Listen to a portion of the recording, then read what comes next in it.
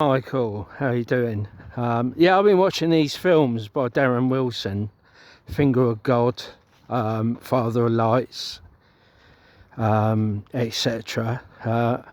Just amazing. So they go around the world and looking for the Holy Spirit. So obviously they come across some possessed people and demons and things like that. Just so just amazing. So I actually got a box set. I mean, the chances of me picking up this sort of season 1, on a box set from Darren Wilson box set, it's like impossible,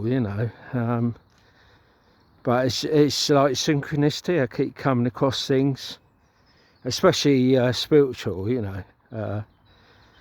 so yeah, obviously what I saw at Horton Heath, I believe, well, no, it was a spiritual event. It's near a nunnery.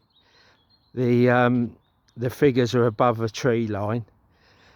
So imagine that tree line there. The figures were above the tree line, and it certainly looked holy. I would say there was a guy kneeling down to this lady, so it could have been Mary Magdalene. Why not? I was saying, I'm watching the Darren Wilson films, Furious Love, Father Lights. I'm trying to think of the rest of them, but yeah, check him out, seriously. Or I'll share this to my friends as well. So yeah, check out Darren Wilson films, Furious Love, Father of Lights, etc. Yeah, it's just amazing. Yeah, so I went on a paranormal thing with a friend. I'm not really into paranormal and ghosts and things. I'm not really interested in.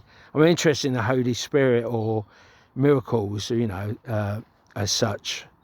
I'm certainly not interested in the occult and stuff like that, but I know I could go along with my friend Terry and see what happens. I think once I see a ghost or something a bit frightening, I think I'll run a mile anyway, So we didn't have like crucifixes with us and stuff like that, but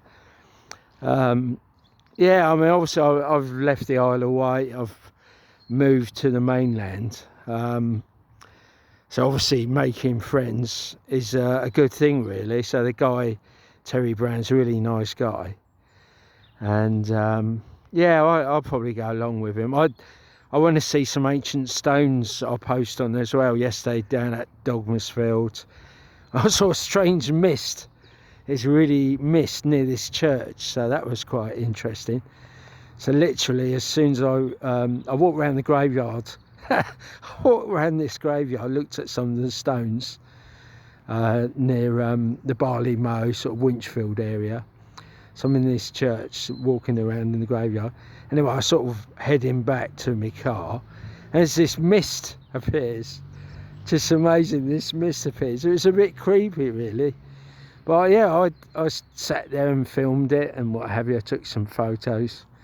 But I say, we live in a mysterious world, and yeah, it's amazing. I'm more interested in the spiritual element of things, obviously. But yeah, check out the Darren Wilson films. Yeah, it's just Father of Lights. Yeah, so etc. I've forgotten what they're all called, but I only need to get one more. Oh yeah, the other one was Furious Love, Father of Lights. Yeah, I've forgotten. But yeah, so check those films out. But I mean, these guys are going out and they're coming across people who's had miracles. Effectively, they've had miracles in their lives and stuff like that, And I'm really interested in this talking in tongues, because it's mentioned in the Bible, Then one of the pastors said it's like the lowest. It was one of the lowest things, you know, importance is the lowest importance in the Bible, sort of thing. But obviously, I think it was Peter or Paul mentioned speaking in tongues, or I think was it Paul said I speak in tongues or something or other. So I've never heard of it. So basically, it's just gibberish. So you sort of praying to God, and you sort of go something like this thing. It's sort of like a gibberish language, so it doesn't make any sense. So it's strange that to be in the Bible. But the other remarkable thing is although talking in tongues is quite, not many people know about it, but it's it apparently gets results. So some of the other pastors on Darren Wilson's videos, yeah, you've got to grab these videos, I tell you. And these are really nice guys, you know. I've just been watching one when they're speaking to this lady who was into a cult and things like that, and she apparently knew a Spanish prince or something or other, and he was trying to get her into the five steps of Satanism or satanic stuff like that. But she obviously got away with it, and obviously Darren Wilson and these pastors obviously saved her, hopefully. Yeah, and there's this in Zimbabwe. There's this big spiritual event where all these Zimbabweans meet up to this Christian festival, and obviously while the pastors there talking about Jesus and what have you, all these people are going crazy. Some people were sort of shaking in the fields and that, you know. So they're there listening to this preacher. And some of them are these Zimbabweans. Some of them are possessed with demons, and there's obviously this guy speaking, and all these demons are trying to come out or escape and what have you, you know. So it's a really strange world out there, you know, and obviously, it's quite interesting. Yeah, this guy in the Philippines, this pastor there, he was talking about strange events and stuff, you know. So yeah, I mean, what I saw at Horton Heath was definitely a spiritual event. It was really near the nunnery. So, but I don't know what faith in the nunnery was. Or was it Catholic? But I know a load of French nuns had escaped to England. So it's in that area of you see, there's a town called Christchurch. There's a town called Christchurch, and that was the route. A lot of these nuns that escaped from France, because a lot of either they're Protestant or Catholic nuns, they escaped France. So I have to look in a bit more history of that. So they escaped France from this, sort of the religious wars or something.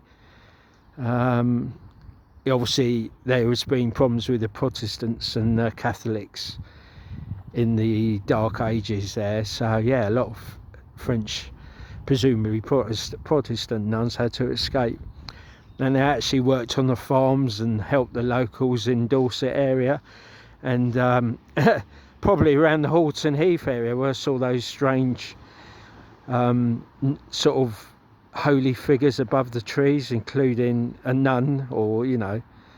But yeah, so it's all research. So you know, I'm a researcher, so you know, obviously I like to film stuff, photograph stuff, and I need to read that on some books. There's apparently a guy, a journalist had written a book, funny enough, because he doubted, because this speaking in tongues, he sort of doubted this journalist in America, I believe. He thought, oh, that's a load of rubbish, this speaking in tongues. So he looked into it, and in the end he actually started speaking in tongues himself when he looked into it. So it's like anything, you've got to research everything. Anyway, hopefully you're all right, Mìkael, and good spirits as always hang around you. You're such an amazing guy, and you got to come to England. You could come to Stonehenge and stuff like that. So I haven't got a lot of work on, so obviously in the winter, because in England, it's Britain, it's a lot of people are struggling at the moment in Britain, so we're all financially hit hard. So I'll try and keep my spirits high, and yeah, so I'll keep going on my sky watches, but I'm more interested in the holy thing. I want to see holy things like I did at Horton Heath, I believe. So anyway, keep warm there in Sweden, Mìkael, and I really look forward to seeing you sometime. We're going to have to organise something to go to France. And obviously, we missed out on the Cathar prophecy, but I think we can still head to France. We certainly have to. There's Mìkael there. We certainly have to. We'll certainly have to head to France.